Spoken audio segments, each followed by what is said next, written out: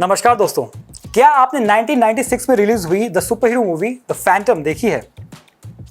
आज की डेट में यह फिल्म एक कल्ट फॉलोइंग रखती है। हालांकि उस जमाने में यह कुछ बहुत ज्यादा कमर्शियली सक्सेसफुल नहीं हो पाई थी, लेकिन इसके कल्ट फॉलोइंग होने की सही वजह है इसका superhero the Phantom, also known as the ghost who walks. अगर आप ना जानते हो तो बता दूं, फैंटम को विश्व का पहला सुपर हीरो माना जाता है। सुपरमैन, बैटमैन, स्पाइडरमैन से भी पहले फैंटम की कॉमिक बुक्स पूरे विश्व में प्रकाशित की जाती। एक फॉरेन कैरेक्टर होते हुए भी फैंटम भारतीय कॉमिक जगत में एक महत्वपूर्ण जगह रखता है। यह कहना गलत नहीं होगा कि फैंटम कॉमिक बुक्स ने ही भारत में सुपर हीरो जॉनरा को शुरू किया। इन सब टॉपिक्स पर आज से कुछ साल पहले ही मैंने एक वीडियो बनाई थी। अगर उसको देखने की इच्छा हो तो लिंक में डिस्क्रिप्शन में डाल रहा हूं, जरूर देखिएगा। अब सोचिए, पूरे विश्व में इतना चर्चित, इतना पॉपुलर और इतना लेजेंडरी कैरेक्टर आज की डेट में एक अंडररेटेड सुपर हीरो बन गया है। क्या आप बता सकते हैं कि 1996 के बाद आपने फैंटम को किस फिल्म में देखा? 2009 में इसी नाम से 2 पार्ट्स की मिनी सीरीज भी साई-फाई टीवी चैनल पर बनाई गई थी, जो कि दर्शकों के लिए निराशाजनक रही। मुझे कोई आश्चर्य नहीं होगा कि आपने उन 2 एपिसोड्स को भी नहीं देखा होगा और आपको उस बारे में कोई जानकारी नहीं होगी तो। और दोस्तों, यही उसके अंडररेटेड होने की सबसे बड़ी वजह है। ये लगभग कुछ ऐसा हो गया जैसे कि आज की डेट में हम राज कॉमिक्स और उसके कैरेक्टर्स के बारे में जानते हैं। वो लेजेंडरी तो बहुत हैं, लेकिन मूविंग पिक्चर्स में या एनिमेटेड सीरीज में ना हो पाने के कारण अनफॉर्चुनेटली दुखद है, लेकिन आज की जनरेशन जेनजीज इन कैरेक्टर्स को नहीं जानते हैं। कुछ समय पहले यह खबर आई थी कि फैंटम को बॉलीवुड में ऑफिशियल अडैप्ट किया जाने वाला है, जिसमें फैंटम का रोल के लिए कार्तिक आर्यन को साइन किया गया है। लेकिन कुछ हफ्तों बाद ही इस प्रोजेक्ट को ड्रॉप किए जाने की खबर आई। तो फिर आखिर इतने बड़े सुपर हीरो की इतने अंडररेटेड होने की आखिर क्या वजह है? कोई फिल्म नहीं, कोई टीवी सीरीज नहीं, कोई एनिमेशन नहीं, ना ही कोई गेम। कहीं ऐसा तो नहीं कि फैंटम की स्टोरी लाइन आज के समय पर इररिलेवेंट हो गई है या उसकी कॉमिक बुक्स आनी ही बंद हो गई हों, जिसकी वजह से उसकी लेगेसी सिर्फ नॉस्टैल्जिया बनकर रह गई हो? मैं आपको बताना चाहूंगा कि ये दोनों ही पॉइंट्स गलत हैं। अगर अवेलेबिलिटी की बात की जाए तो फैंटम की कॉमिक बुक्स विश्व में आज भी प्रकाशित की जाती है अलग अलग देशों में। भारत में रीगल कॉमिक्स और शक्ति कॉमिक्स ऐसे 2 पब्लिकेशंस हैं जो फैंटम की उस सीरीज को आगे बढ़ा रहे हैं जो 1990s में इंद्रजाल कॉमिक्स के बंद हो जाने के बाद भी पब्लिश हुई। और अगर उनकी स्टोरी लाइन्स की बात की जाए तो अमेरिकन कॉमिक बुक्स के अलावा भी कई अन्य देशों में फैंटम आज भी पब्लिश हो रहा है। सो बेसिकली इस वीडियो का पर्पस ये बन जाता है कि आखिर फैंटम क्या इंद्रजाल या आज के डेट में रीगल और शक्ति तक ही सीमित है? क्या हम भारतीय दर्शक या भारतीय फैंस फैंटम को किसी और प्लेटफॉर्म पे या किसी और अन्य देश में प्रकाशित होते हुए फैंटम को भी पढ़ सकते हैं? कहाँ अवेलेबल है ऐसी कॉमिक बुक्स? क्या फैंटम ग्राफिक नॉवेल्स में भी अवेलेबल है? आइए इन्हीं सब सवालों के जवाब देते हुए आज की इस वीडियो को आगे बढ़ाते हैं, जिसमें हम बात कर रहे हैं विश्व के पहले सुपर हीरो की, जो कि अनफॉर्चुनेटली बहुत अंडररेटेड हो गया है। अब हम आपको मिलवाते हैं एक ऐसे ही बहुत जबरदस्त कॉमिक बुक फैन से जो कि हमारे इस सवाल का जवाब दे सकते हैं कि आखिर फैंटम की कौन कौन सी ऐसी स्टोरी लाइन्स हैं, कौन कौन सी ऐसी कॉमिक बुक्स या ग्राफिक नॉवेल्स हैं जो कि हम भारतीय फैंस को शायद ना पता हो, या कहिए कि कुछ लोगों को पता हो। ऐसी कौन कौन सी कहानियां हैं जो कि आज के ज़माने में भी, आज के टाइम में भी रेलेवेंट हैं, जिनको अगर फैंस पढ़ें, जिन कॉमिक बुक्स को खरीदें तो वाकई में वो फैंटम की जो लेगेसी थी, जो हमने अपने बचपन में या कहिए हमारे माता पिता ने अपने बचपन में देखी, वो आज भी आगे बढ़ रही है और बहुत ही खूबसूरती से आगे बढ़ रही है। आइए मिलवाते हैं आपको ऐसे ही एक फैन से जो कि इन सभी सवालों के जवाब दे सकेंगे। हमारे पास और कुछ साधन नहीं था एंटरटेनमेंट का। 2 ही मेन साधन थे। देखिए, अखबार हमें हमारे सर के ऊपर से निकलता था, ठीक है, उस समय छोटे थे हम लोग। और अखबार में हम जब जैसे ही अखबार आता था, उसका कोना, हिंदुस्तान अखबार आता था, उसका कोना उठा करके 3rd या 6th पेज पे कोई ना कोई एक कॉमिक स्ट्रिप आती थी, तो उस कॉमिक स्ट्रिप को हम पढ़ा करते थे। फैंटम की भी होती थी, गार्थ की होती थी, मैंड्रेक की भी होती थी। इस तरीके से हम लोग देखते थे। मैंने तो जैसा पहले भी बताया था कि 64 से देखना शुरू किया, पढ़ना शुरू किया। मेरे ख्याल से शुरुआत के इशू से शुरुआत से किया, लेकिन बिल्कुल तो बेसिक कारण यही था कि कोई और चीज़ उपलब्ध नहीं थी हमारे लिए। ये बहुत बड़ी बात थी कि ऑडियो, हम लोग ऑडियो ना थे हमारे पास में, कुछ नहीं था हमारे पास। ये था कि विजुअली कॉमिक बनी हुई, आर्ट बनी हुई, उसमें पढ़ना सीखा। हम तो पढ़ना ही उससे सीखे वास्तव में।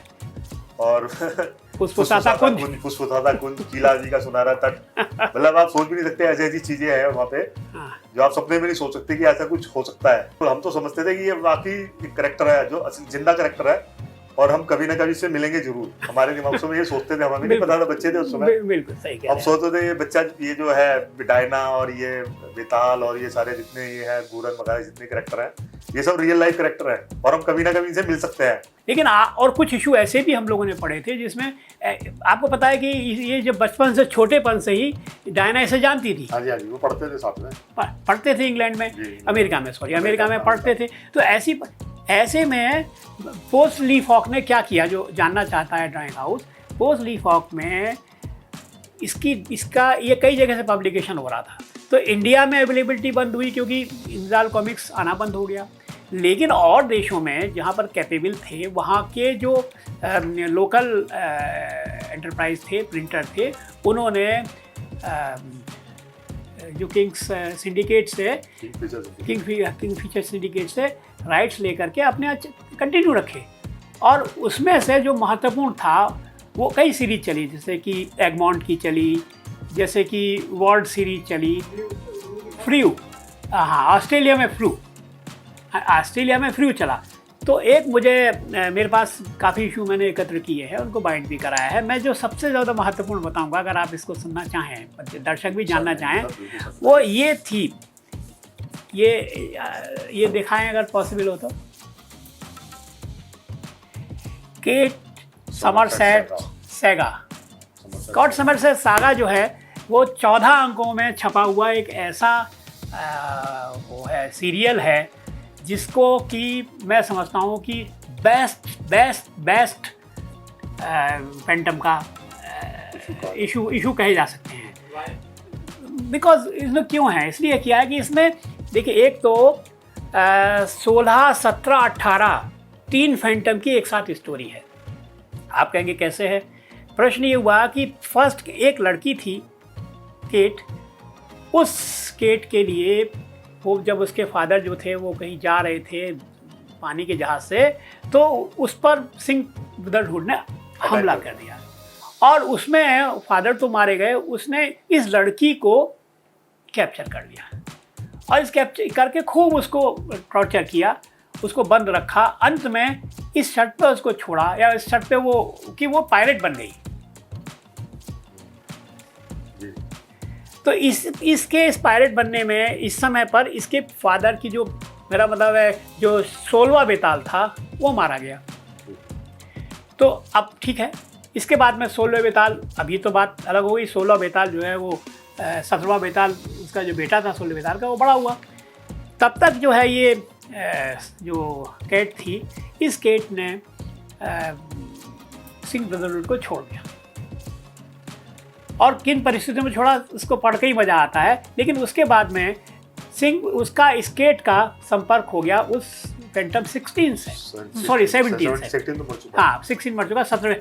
और मज़े की बात यह कि इनका संबंध हुआ, वो भी यंग थे, इनके संबंध हो गए बहुत शॉर्ट पे। लेकिन उससे जो है ये इसने इसके एक बेटा हुआ, जिसका कि ओरिजिनल 17 बेताल को नहीं पता था। और वो बेटा जो है उसका, उसने उसको सिंह ब्रदरहुड के पास जाने से रोका और इसको इंग्लैंड में पढ़ाया। और इधर हमारा 17वां बेटा बड़ा होता रहा, उसे पता नहीं था कि मेरा कोई एक भाई भी है।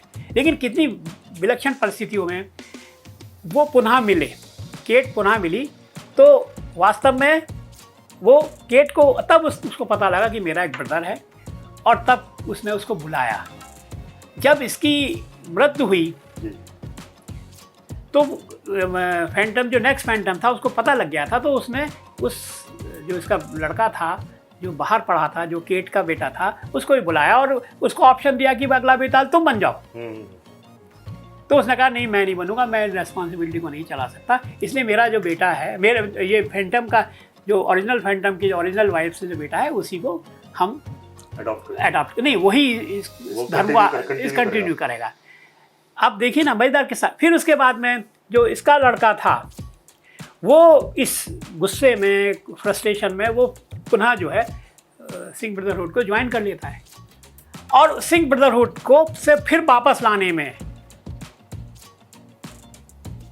केट जो है वो चूँकि एजिड हो चुकी थी, लेकिन उसको मदद किया इसके लड़के ने।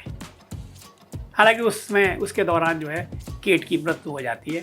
तो इतना इमोशन, इतना बढ़िया फिल्म ये बनाया है द केट समरसेट सागा, कि अगर ये इशू आपको मिलता है तो इस इशू को पढ़ करके मैं समझता हूँ कि आपकी विचारधारा ही बदल जाएगी और ये समझने लगे वास्तव में क्या स्टोरी होनी चाहिए। ये एक सबक होगा आज के जो हमारे जो पब्लिशर है उनके लिए एक सबक होगा। तो यह चीज़ तो क्लियर है कि अगर स्टोरी लाइंस की बात की जाए तो आज के ज़माने के फिल्म मेकर, चाहे वो किसी भी देश के हों, आज के ज़माने के फिल्म मेकर्स के लिए उनको इंस्पायर करने के लिए ऐसी ज़बरदस्त graphic novel, comic books available हैं जिसमें फैंटम की स्टोरी को, उसकी लेगेसी को और आगे बढ़ाया गया है। ऐसी ऐसी कहानियाँ मौजूद हैं जो कि डेफिनेटली उस आयु वर्ग जिसने इंद्रजाल को अपने बचपन में पढ़ा उससे कहीं ज़्यादा आगे बढ़कर आज के जनरेशन के लिए है, जिनको ग्राफिक नॉवल का दर्जा दिया जाना चाहिए। यानी कि फैंटम सिर्फ बच्चों के लिए नहीं बल्कि वयस्कों के लिए भी मौजूद है, बेहतर स्टोरी लाइन्स के साथ में and absolutely amazing art work के साथ में। तो अब ज़रूरत किस चीज़ की पड़ती है? ज़रूरत पड़ती है रीडर्स की, पाठकों की, जो कि कॉमिक बुक्स में, जो कि पढ़ने में अपना ध्यान लगा सकते हैं, जो कि अगली जनरेशन को, आपके अगर आप पेरेंट्स हैं तो आपके बच्चे, अगर आप कज़न्स हैं, आपके भाई, आपके बहन, उनको आप पढ़ा सकते हैं, आप खुद पढ़ सकते हैं। और मेरा ये पूरा दावा है कि इनको पढ़कर आप डेफिनेटली कहीं ना कहीं ये फील करेंगे कि फैंटम जैसे सुपर हीरो को वाकई में अंडररेटेड रखा गया है, इसकी फिल्म बननी चाहिए। और अगर भारत में भी कोई फिल्म मेकर ये बेड़ा उठाता है तो ही और she should stick to the basics. जो भी रियल स्टोरी लाइन की लेगेसी है उसको ही फॉलो करते हुए आगे बढ़ा जाए और कुछ ज़बरदस्त टेलीविज़न या फिल्मों के लिए बनाया जाए। So this was the video, guys. Thank you so very much for watching this video. Like it, subscribe to the channel, share the video with others. Thank you so very much. Goodbye. God bless you. Definitely read The Ghost Who Walks in Regal and in Shakti Comics. Thank you so very much. Goodbye and God bless you.